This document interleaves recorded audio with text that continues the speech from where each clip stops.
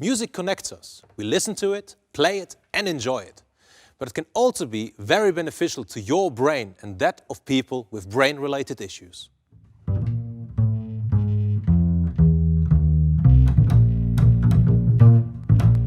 Why does the brain need music?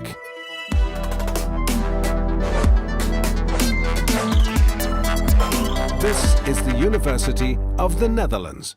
We all have that one song that takes us straight back to that one summer when we were 16 having fun with our friends. Or to the first date we went on with our partner. Or even to the back seat of our parents' car when going on vacation. Music affects us in a special way, and sound which makes music is as old as time itself. This is the sound of a star, a galaxy.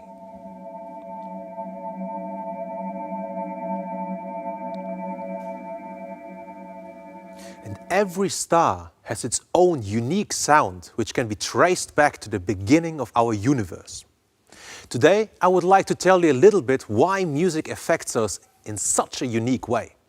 In my research, I focus on the ways in which music stimulates the brain and how we can use this influence to help people with all sorts of brain-related issues like autism or Alzheimer's disease. But I will also take you on the journey through the healthy brain.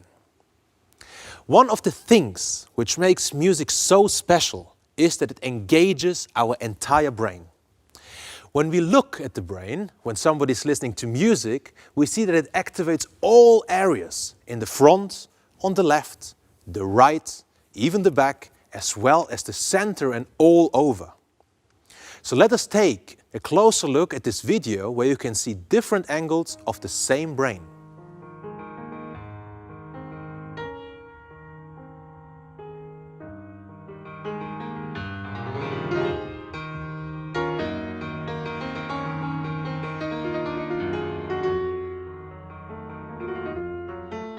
When the music plays, you see all the different areas in the brain light up or get active while listening to the music. You can see high activation in red and low activation in blue, a constant switching between different areas in order to make sense of what you've just heard. Here you can see a more schematic view of this intricate network of brain areas that are active when we only listen to music. Each circle represents a particular brain area, which amounts to a bigger area that we call lobes. The lines between the dots you could see as cables, which are connections that link one area to the other. Taking a closer look at these areas, we see the one in orange, which is your parietal lobe, where among others, sensory information is processed. But also the motor cortex, here in dark blue, is active when listening to music. This area is responsible for movement. In green, we see the temporal lobe, associated with sound perception, as well as the amygdala with its fight and flight response, the hippocampus, which is associated with memory, and the brainstem with all its vital functions as linked to the body. Last but not least, the frontal lobe, here in red, with all its executive functions, such as, for example, planning, working memory, or even attention. We all use those executive functions in our everyday lives. Some can of course plan better than others or can focus easier on a certain task, but overall we all have and use those executive functions. Unless there is a certain neurological or cognitive problem. Often people with, for example, autism or Alzheimer's have difficulties in using these functions properly. Sometimes these functions do not work at all. And regardless of how they are used, we can see any change in these functions translate into different behaviors than we would otherwise expect in healthy people. But I will come to this one later. Let us start at the very beginning. We already have witnessed the very early sound of music which stimulates our brains. But it can also stimulate the development of the brain. For example, music can have a very strong positive effect on babies who are born preterm. As you probably know, most babies are born at about 40 weeks of pregnancy. But some babies are born early, weeks or even months too early. This can cause health problems such as the organs not being fully grown yet, or some cannot breathe for themselves or even digest food properly. Moreover, the brains are not quite ready to take in the whole world in these crucial early years. This picture shows how the brain develops during pregnancy. As the brain grows, you will see an increase in folds or wrinkles, which we call gyri and sulci. These countless folds allow humans to pack in more grey and white matter into their heads, which in turn can mean more advanced brains with increased cognitive abilities. You can imagine that if a baby is born preterm, the brain does not properly work yet. This image shows a different brain activity at 27 weeks and at 40 weeks. At 27 weeks, the brain has not yet created all of its connections, so it fires randomly to establish the connections between different brain areas. Therefore, individual cells that make the brain are firing and then stopping again. At about 40 weeks, the brain is more mature, and thus activity is more regular. So how can music help to support the development of those preterm babies who might be 27 weeks or even younger? Research suggests that music can help with the creation of connections in the brain. It will always try to make new connections or will try to make existing connections even stronger. In short, the more connections or different connections there are, the better you are in performing a certain task, like for example the earlier mentioned executive functions. So music can improve these executive functions because there is not one brain area which produces music in the brain, as you will remember from the schematic representation earlier. Music hijacks different areas and as a byproduct makes them stronger. Relating this to our preterm babies, we can use music not only to help strengthening their existing connections in the brain, but also help them to calm down, to lower the heart rate.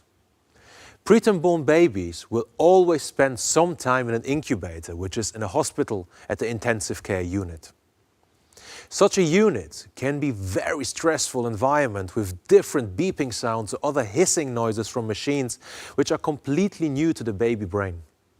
Music can help to reduce these stress levels, lower the blood pressure and, as I said, the heart rate as well, and therefore calm down the child and somewhat distract it from the strange noises as it would have heard music through the mother's or father's singing before. You might now wonder what kind of music does a specially trained music therapist have to play. And no, not of course a complete symphony by Beethoven or Beyoncé's latest hits, as nice as they are. But it all starts with one chord on the guitar or a soft sung melody of only a couple of tones, which will be played or sung live next to the incubator. Ti ti ti ti ti ti ti ti ti ti ti ti. While playing the music, we can actually see the child turning towards the music. Then the parents who are standing next to the incubator start singing as well, and we see the child turning from the music therapist to the parents, and then back again to the music therapist. While this happens, the child's heart rate is lowering and the child calms down. Here, music can help the developing brain. But as I have told you, music can also help people with brains that function differently to so-called healthy brains. Because music stimulates all areas of the brain, it can help people to overcome a certain limitation, which are caused usually by damage or belated development. Take people with autism spectrum disorders, for example. Here you can see the brain activity of an 11-year-old boy with autism as compared to an 11-year-old boy who does not have autism. We see that the amount of connections in the brain is different. The boy with a form of autism shows less connections in the brain as they have not developed quite yet and sometimes never fully will. Less connections in the brain can mean that the way we behave or solve problems is different as compared to people with more connections. For a lot of people with autism, the part of the brain that processes language does not work as it should. As a result, speech becomes difficult to sometimes even impossible. In light of this, I would like to zoom into one certain brain area called Broca's area. Broca's is the speech production center of the brain, and together with areas around it and with a lot of other areas, it helps us to produce speech. On the left, you see the brain of a person with autism, and on the right, a person without autism. As you can see, the area that is called Broca's, represented here in green and blue, is developed in a similar way, meaning it is present. So technically speaking, there should be no problem whatsoever with speech. And yet there is one. When reading a story to both the person with and without autism, there is activation in Broca's area in the person without autism and hardly any to no activation in Broca's in the person with autism. However, if you take the exact same story we have read to the two persons and we sing it to them, we can see activation in Broca's in the person with autism and hardly any in the person without autism. As we will remember, music stimulates all areas of the brain and thus bypasses damaged or differently developed areas. In this case, music will find another way to stimulate the speech areas, as it uses all the other active areas to allow the person with autism to sing the story. But music's ability to stimulate the brain does not stop here. Do you still remember that song we talked about at the beginning? The one that takes you right back to 10, 20 or even 30 years ago. What else do you remember recalling the song? Maybe you were at the beach, remembering the salty taste of the sea and the cold wind that has been caressing your face. This is called associative memory.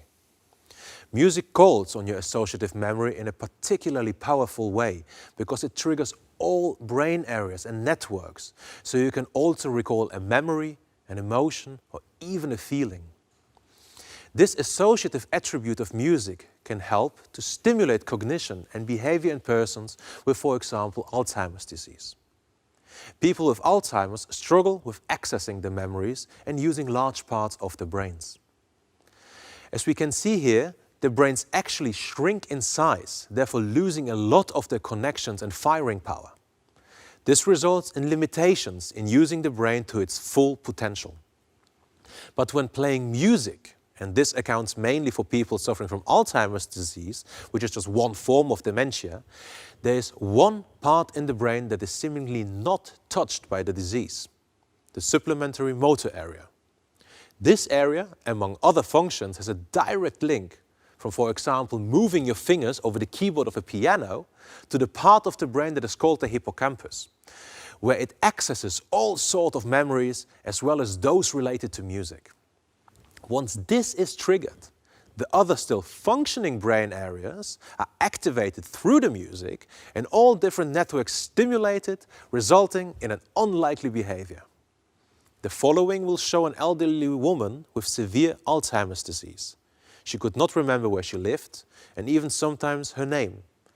But once she sat in front of the piano, something astonishing has happened.